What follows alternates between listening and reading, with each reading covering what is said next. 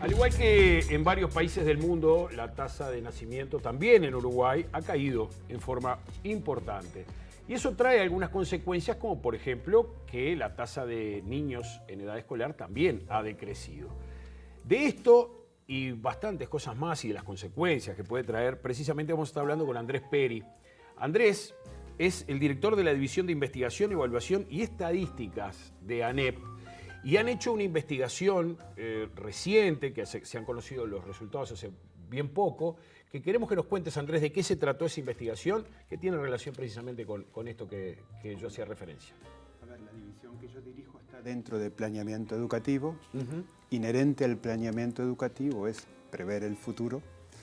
Y en ese marco lo que hicimos fue, dado que teníamos conocimiento de esta caída de la fecundidad, es estimar la población en edad escolar entre 3 y 17 años, que es como las edades obligatorias, que van a haber en el país en los próximos años entre el 2022 y el 2030. Bien.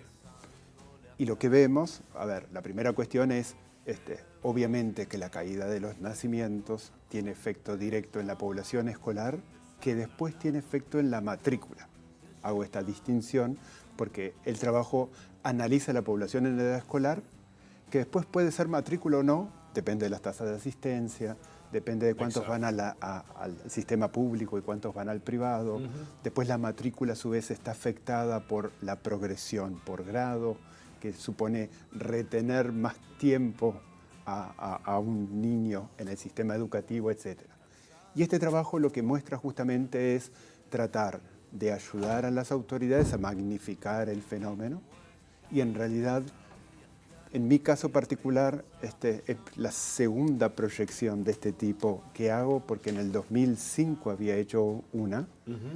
Y en aquel momento recuerdo que la experiencia del país siempre era de que la generación que viene es un poco más grande, entonces necesito cubrir una demanda creciente.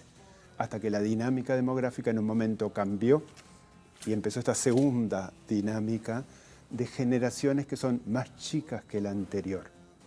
Entonces es como, en aquel momento el descenso fue muy importante, entre el 2005 y el 2010, creo que bajaron como 40.000 niños en la edad escolar, y este descenso va a ser aún más grande. Y en realidad lo que vamos a ver es la oleada de la reducción de nacimientos que va a pasar por el sistema educativo. Eso quiere decir que al principio va a afectar inicial, de 3 a 5 años. Claro. Después va a afectar primaria. Pero ¿cuándo va a afectar primaria? Más sobre el periodo 25 al 30, o sea, entre 2025 y el 2030.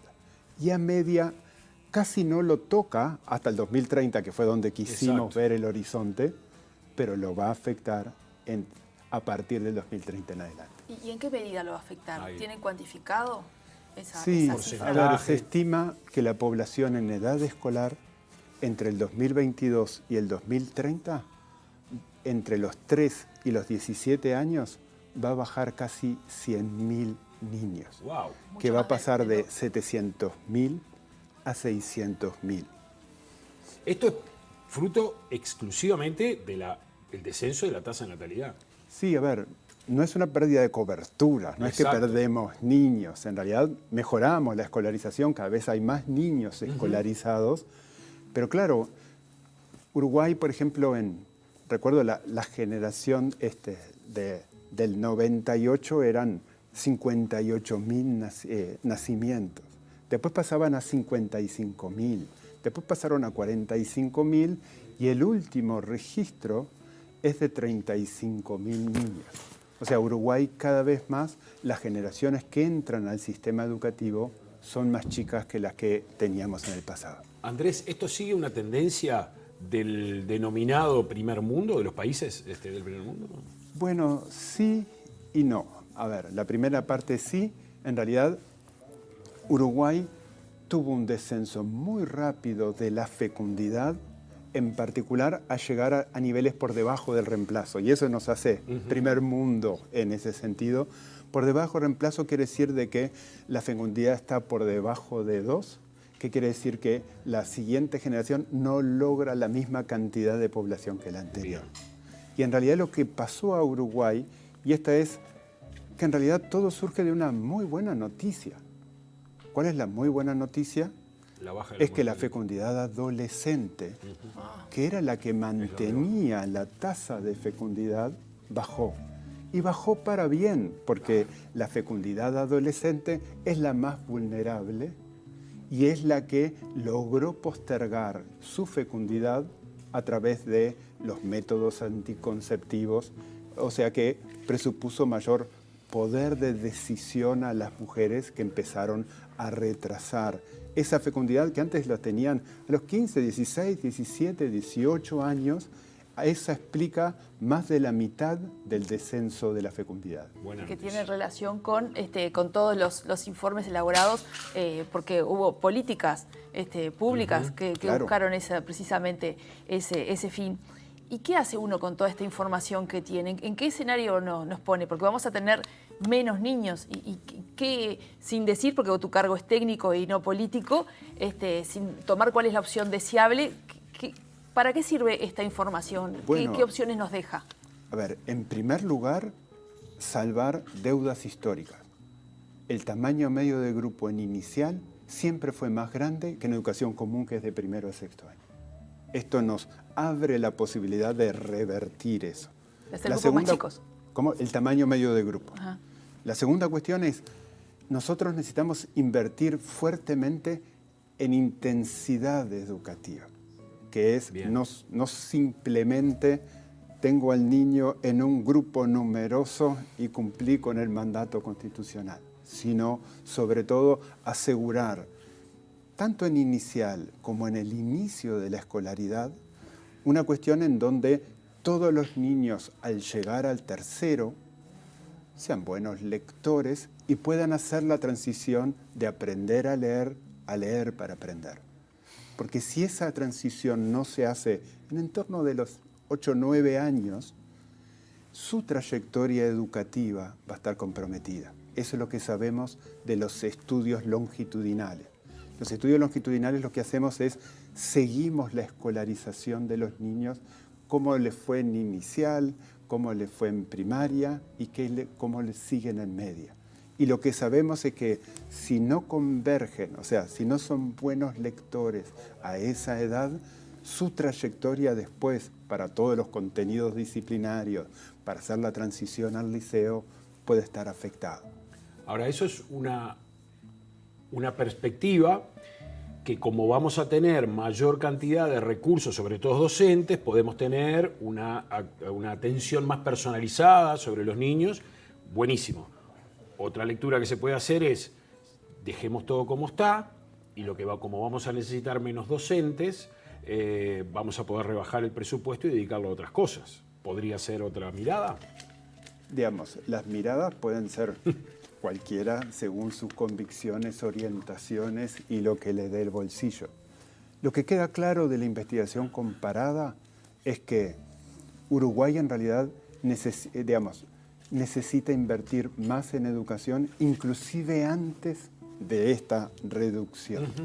La segunda cuestión es que una de las cuestiones típicas que pasaba, en inicial y en primaria es que necesitamos mayor número de adultos por niño en las instituciones escolares.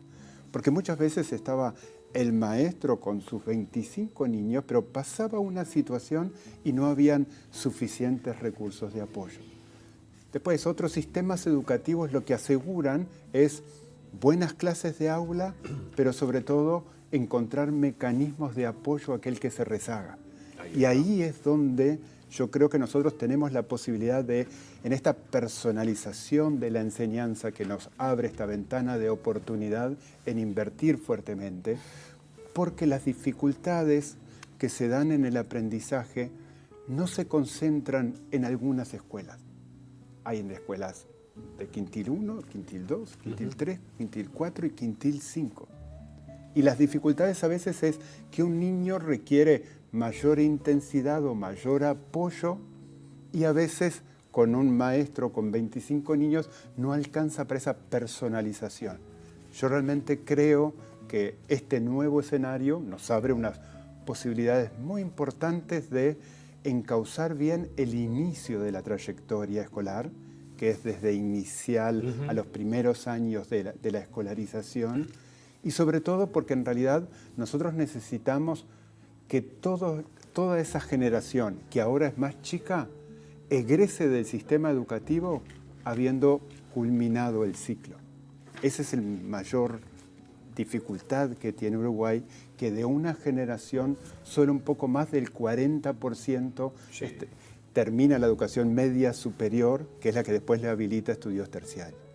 Este nuevo escenario, los dos que planteaba Marcelo, el escenario que planteas vos, desde el punto de vista técnico, insistimos, es de que sea una oportunidad, porque luego estos datos técnicos se pueden permear de la ideología que se quiera, pero si estamos convencidos que lo que queremos es una mejor educación, termina siendo una oportunidad para poner el foco en esa generación de menos personas. Que eso que planteo yo, cuidado, que no quiere No, decir no, que yo obviamente. esté de acuerdo. Al contrario, todo lo contrario.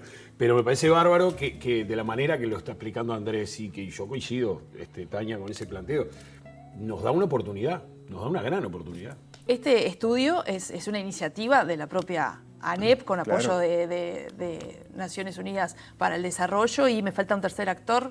En realidad con la Facultad de Ciencias Facultad de Sociales, Ciencias Sociales. capaz hay una historia a contar, es que esta proyección tiene muchos elementos innovadores. En realidad porque las proyecciones de población no se hacen como las hicimos nosotros, que en realidad la logramos hacer de esta manera gracias a las buenas estadísticas vitales que tiene Uruguay, a los buenos registros de nacimientos. Y lo que nosotros hicimos fue aplicar tasas de mortalidad a esos nacimientos para ver cuántos sobrevivían en la población de 3 a 17 años, y lo que nos permite este método es no tener supuestos que tienen las proyecciones de población.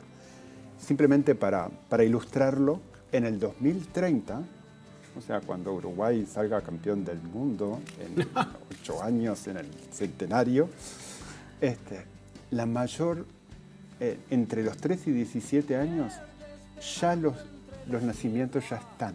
Hay 9 generaciones nacidas y 6 por nacer. O sea que la población que va a estar en el 2030 en el sistema educativo, hay 6 generaciones que ya nacieron, 9 generaciones que ya nacieron y 6 que están por nacer.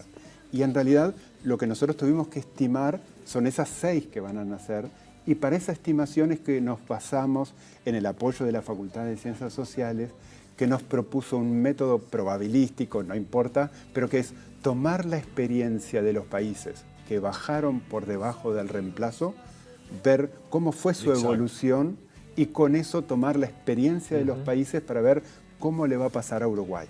Y simplemente para acotar la última cuestión, Ajá. es que Uruguay en realidad, como la descenso de la fecundidad es sobre todo por madres adolescentes, es más postergación de fecundidad, más que esos niños no van a nacer nunca. Si no van a nacer después. Correcto.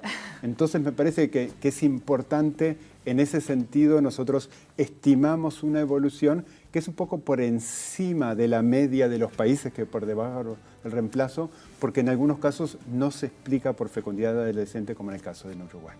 Perfecto. Andrés Peri, director de la División de Investigación, Evaluación y Estadística de ANEP. Buenas noticias nos ha traído. Sin duda. Siempre y cuando quienes tomen las decisiones en su momento sepan aplicar con buen criterio estos resultados de esta investigación. Muchísimas gracias por acompañarnos aquí en Ciudad Viva. Gracias.